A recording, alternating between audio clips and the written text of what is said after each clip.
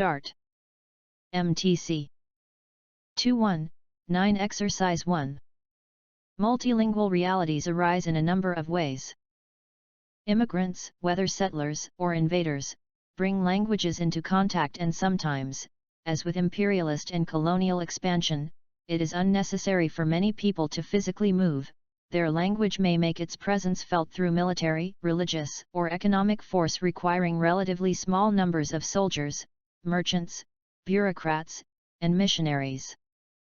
Some cultures have had more explicit policies here than have others, but all imperial powers have, directly or indirectly, made their languages attractive and sometimes necessary to conquered or colonized groups. The languages of expansionist regimes often become intertwined with pragmatic advantage and cultural prestige at a local level, and these factors often long outlive the original dominating influence. The continued adherence to European varieties which exists in former colonial areas is an example here. MTC. Good job. Let's start. MTC 219 Exercise 2. A graduate student in history has a paper to write on the French Revolution. Her grandfather is a professor of history, and when he did his PhD, it was a lot of work to pull together even 10 citations for a midterm paper. For the student, every paper and book she has ever read on the French Revolution is instantly available in her e-memory. Besides the main text and 4 papers she is using in class, she pulls up another 23 references that she has encountered over the years. 4.23. She is able to refresh her memory on a few points and use several quotes from the old papers. What would have taken her grandfather a full day at the library takes her just an hour. Not only is her paper stronger, but her memory of the subject has been reinforced, and her big picture understanding is broader. MTC. Good job. Let's start. MTC 219 Exercise 3. There is no question that a large amount of communication among humans is intentional, but much unintentional signaling takes place as well.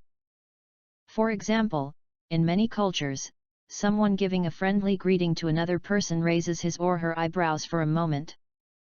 This facial gesture is called eyebrow flashing. Unless we make a conscious effort to think about it, we are not aware of having performed an eyebrow flash. Even the receiver may not be aware of having seen the eyebrow flash, despite the fact that it is a very important aspect of the greeting and alters the receiver's interpretation of the words spoken at the time. As Irene-Ossie-Bluet-Besfeld has demonstrated, greetings made without the eyebrow flash are interpreted as less friendly even when the spoken words are identical. Irene-Ossie-Bluet-Besfeld. People in some cultures do not eyebrow flash, and this can create unintentional difficulties in intercultural communication. There are many other examples of what is called nonverbal communication in humans, most of which are both signaled and received unintentionally. MTC. Good job. Let's start. MTC 219 Exercise 4. Humanity's shared evolutionary history means that all human bodies are alike, and so too are all human minds. Dylan Evans calls this the psychological unity of humankind. Dylan Evans. Not only are the 6 basic emotions universal, they are also instinctual and innate biological responses over which we have little conscious control. This means that we are hardwired to respond to certain stimuli in certain ways. Our brains automatically appraise our experiences as they occur and create emotional responses to correspond with that unconscious appraisal.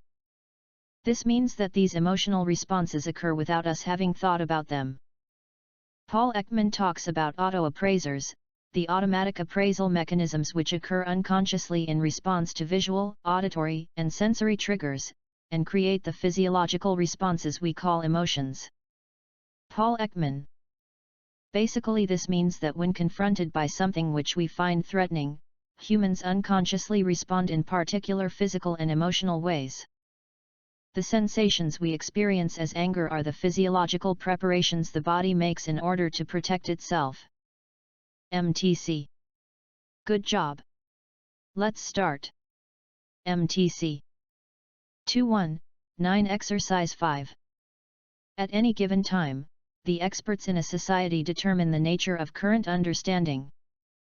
One who understood physics in Aristotle's time applied a different body of principles in a different way from one who understood physics in a Newtonian age, and the breakthroughs associated with relativity theory and quantum mechanics have brought about further alterations in the contemporary understanding of the physical world. Understanding about the world of people does not evolve in so dramatic a fashion. Sophocles is far closer to Shakespeare than Aristotle is to Galileo. Yet just as the wise elder possesses deeper insights into human nature than does the bright youngster, knowledge obtained from social and cultural studies has altered our notions of the human individual and of human society. For example, in light of psychoanalytic discoveries, a developed understanding of human behavior involves recognition of unconscious motivation. MTC. Good job. Let's start. MTC 2.1.9 Exercise 6. Although the prevalent emotional tone of infant-directed talk is warm and affectionate, parents of older infants vary it to convey important information. For example, a mother's no uttered with sharply falling intonation tells the baby that the mother disapproves of something, whereas a cooed yes indicates approval. The same intonational qualities are used by mothers to signal approval and disapproval across languages, from English to Italian to Japanese. That infants use the intonation of their mother's messages to interpret meaning was clearly established by Anne Fernald in a series of clever experiments. Anne Fernald. In one, 8-month-old infants were presented with an attractive toy, and their mothers either said yes, good boy, or no, don't touch. 8. Half the statements of each type were said in a cooing, encouraging tone of voice and half were said in a sharp, prohibitive tone. The infants played with the toy more when their mother's tone of voice was encouraging, regardless of what she actually said. MTC. Good job. Let's start. MTC 2.1.9 Exercise 7. What employees want is to be stretched beyond their day-to-day tasks.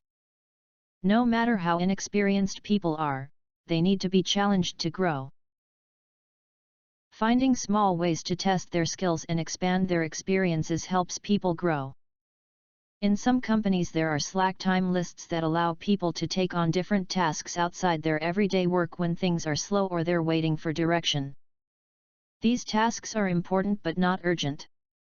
It might be to build on a collection of data or research work, all things that you'd love to accomplish if only you had the time. This way you can keep your staff productive when there are lulls in the schedule. Anybody can add to the slack time list, it simply needs to be approved by someone in authority to make sure the tasks are worth performing. MTC. Good job. Let's start. MTC 2.1.9 Exercise 8. Our love affair with shopping began in ancient Rome, the city that became the center of the world's commerce. More than 1 million people lived in Rome by the 3rd century AD. 3. In order to feed this unprecedented population, vast warehouses and markets were needed, such as the fruit and vegetable market at the Forum Holatorium and the cattle market at Forum Boarium. Forum Holatorium, Forum Boarium. But the Romans were not satisfied with food alone. The specialist shops whose window displays catch our eye on Main Street or in the mall made their first appearance in Rome, where there were shops for books, for precious stones and furniture. Rome even had the first supermarkets, known as Horia. Horia. Many Romans lived in tabernae, consisting of 1 or 2 rooms which opened directly onto the street and which, as well as homes, doubled as shops or workrooms. Tabernae. Indeed, look around the alleys and squares of old Rome today and you will see that there are still many shops that open onto the street, often without glazing or doors, and which are sealed at night using shutters. MTC.